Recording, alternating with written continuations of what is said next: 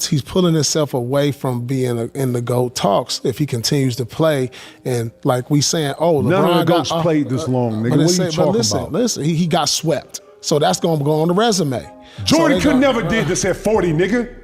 Fuck is you talk about? No, nigga. LeBron James is obviously getting ready to take over every single basketball conversation once again this entire offseason. And hold up, even though the Los Angeles Lakers just got swept out by the Oklahoma City Thunder not even a week ago, the NBA world is already back in full chaos with non-stop talk surrounding what comes next for him.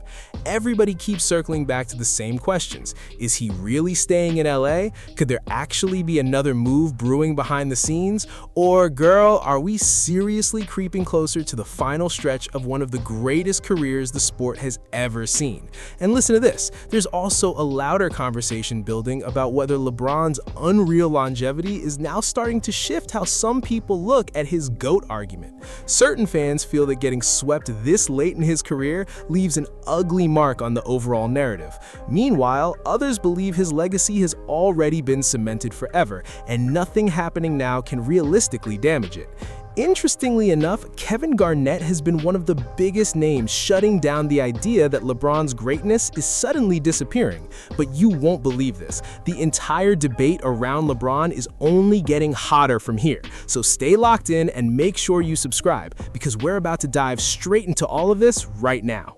I think LeBron should retire. Hey, you think he should retire, Lord? Yeah, I think he should, man. Just like for the simple fact that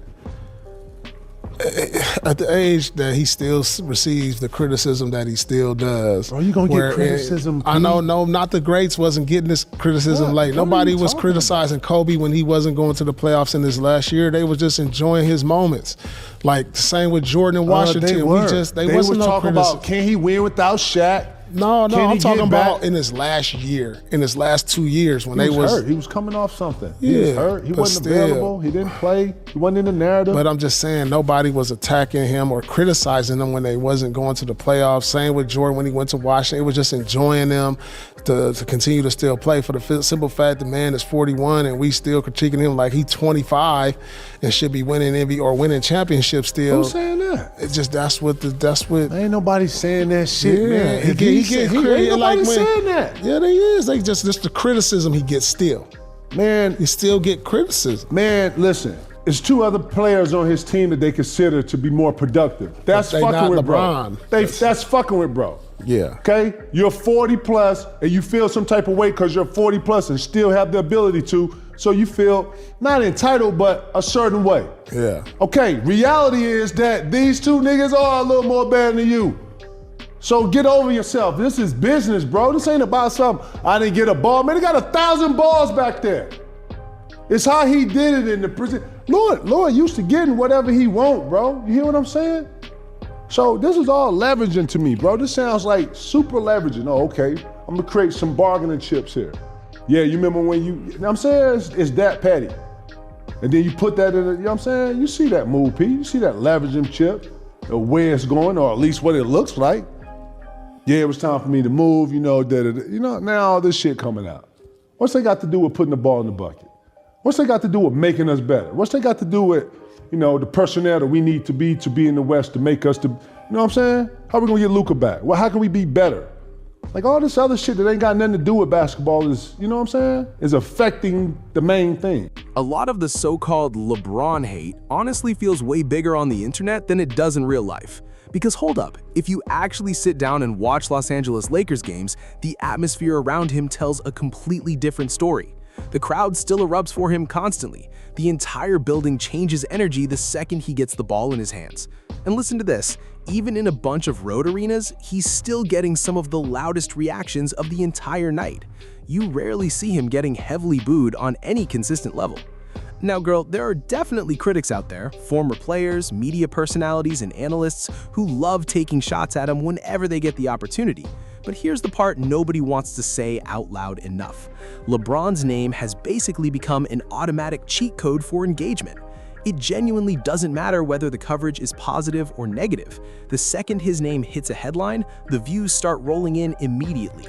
People can spin it, clown it, argue over it, throw whatever nickname they want at him, but somehow he still stays planted right in the middle of the basketball conversation.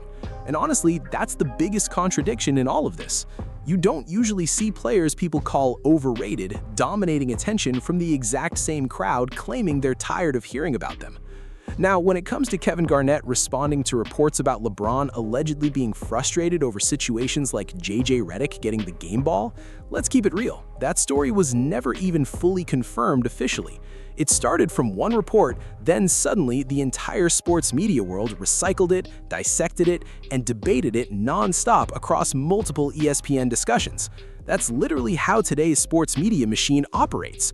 One report suddenly becomes a massive storyline, then the storyline transforms into endless content, then that content becomes debate material for everyone online. And before you know it, the whole internet is reacting to something that was never fully verified to begin with. That's exactly why so many fans feel like LeBron's name gets dragged into every possible narrative, especially once playoff eliminations or off-season drama start kicking in. And listen, if you've been following basketball media for years, you've watched this exact cycle happen over and over again. Anytime LeBron exits earlier than expected, the headlines multiply almost instantly. Every sports segment suddenly becomes LeBron this and LeBron that. And that's where guys like Paul Pierce end up entering the conversation. He's mentioned before that a lot of all-time great players never had to deal with this kind of non-stop pressure this deep into their careers. But LeBron has always been treated differently. Some people think it's because of the impossible standard he created for himself. Others believe it's because fans still expect him to reach levels nobody else in basketball history is held to anymore. Then you've got the entire legacy debate and GOAT conversation getting brought up again. People constantly repeat that he called himself the greatest, so now they believe every failure has to be magnified forever. But hold up, that narrative has definitely been stretched and repeated in different ways over the years. At the end of the day, confidence is part of every sport. Elite athletes are supposed to believe they're the best. That mindset exists across every level of competition. And even if you personally don't rank LeBron James as the greatest player ever, using that debate alone to completely dismiss everything he's accomplished honestly just doesn't hold up once you really examine it seriously. I think if he continues to play, it's going to take him further away from the GOAT talk. Because like if you keep doing seasons, even though you have longevity, you still averaging 20, you still an all-star caliber. Take him away from the GOAT talk. Yeah, but like he's pulling himself away from being in the GOAT talks if he continues to play. And like we saying, oh, none LeBron of the GOATs played this long, nigga. What are you talking about? Listen, he got swept. So that's going to go on the resume. Jordan could never did this at 40, nigga. Fuck is you talk about? No, nigga. Kareem came back and we had to do a bunch of kung fu, Kenny shit to come back and have long. Like, what are you talking about, man? This man finna kill every record that's alive. It's finna say LeBron all the way down. That's what he doing. And he got his sons. Man, he about to have his whole family in here, man. If his daughter could hoop, she damn near would make. You feel what I'm saying? Bro, you see what's going on? This is a takeover, bro. This is like a revampish where you ain't gonna remember damn near nothing. This is a takeover, bro. We going to 230, that shit gonna say all Bron. You hear what I'm saying to you? Yeah. 40 P, 40. The motherfucker over 40 P. Catching lives, dunking on niggas, hollering at niggas, raw. Bro, come on, bro. 41. Bro. Yeah, I get it. You hear me? You hear what I'm saying to you? I'm being honest here. That motherfucking what you seeing, y'all, no 40-year-old nigga I've never seen look like this in life. And if so, bring him up. His name Kung Fu Kenny, and he don't exist. You understand what I'm saying to you? Listen, I gotta be honest with you. At the end of the day, people act like GOAT debate opinions matter way more than they actually do. And hold up for a second, because years from now, long after all of us are gone, fans are still gonna be arguing over the same conversation like there's some final answer carved into history already. People are literally gonna look it up online and see rankings sitting there with names already stacked for them. And right now, the general perception still feels like Michael Jordan at number 1, LeBron James at number 2, and then everybody else getting placed wherever the conversation decides afterward. Just like the NBA keeps dropping those top 75 style lists that fans don't really control themselves, there's always going to be some official ranking attached to the discussion. And listen to this, whenever those conversations happen, it almost always circles back to MJ first and Bron right behind him, no matter how people try to frame it. And honestly, in my opinion, there's probably nothing LeBron can realistically do at this point in his career to pass Jordan in most people's minds, and that reality is already settling in permanently. So people can keep debating this all day long online, but truthfully, nobody is really changing many opinions anymore. Because no matter how many stats get thrown around or how detailed the arguments become, almost everybody is already locked into whoever they believe deserves those all-time spots. So whether somebody loves LeBron or constantly criticizes him, the rankings are still gonna say what they say and fans are gonna stand on them regardless. And at the end of the day, most people honestly aren't checking for personal eye tests or breakdowns anyway, because the stat-based computer-era conversations usually end up getting summarized into MJ 1, Bron 2, Kareem Abdul-Jabbar 3, and then everybody else falling into place after that. You talking about he's gonna kill his GOAT, this no, nigga? listen, Ain't because no he GOAT still lived this long. because he still looks like this at this age, even at the age of 41, we expect him to win.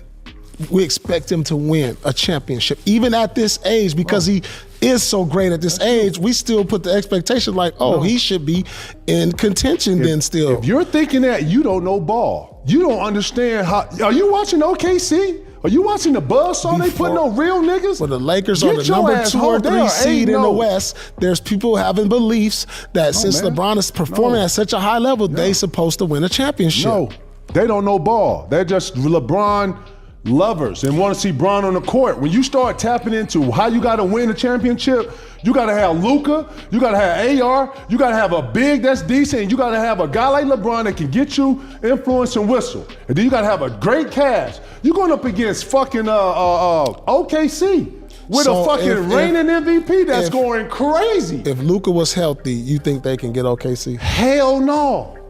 Are you watching the Buzzsaw, man? You ain't watching the Buzzsaw, man.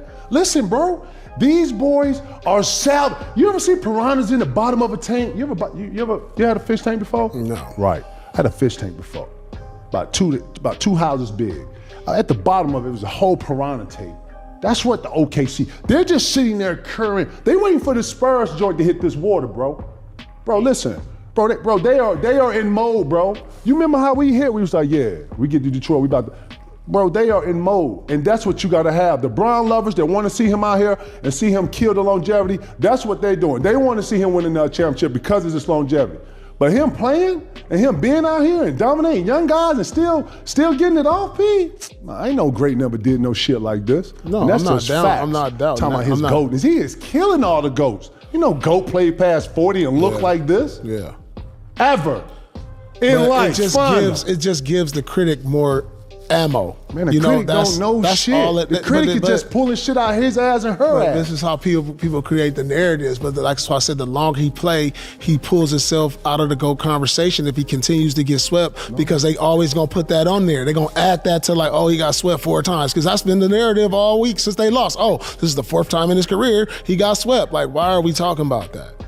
And then, so it's adding and it's pulling him a little bit further away if he continues to play and on these teams that have no opportunity to win. Listen, Paul Pierce is honestly bringing up a really valid point here, and I feel like a lot of people aren't acknowledging how accurate it actually is.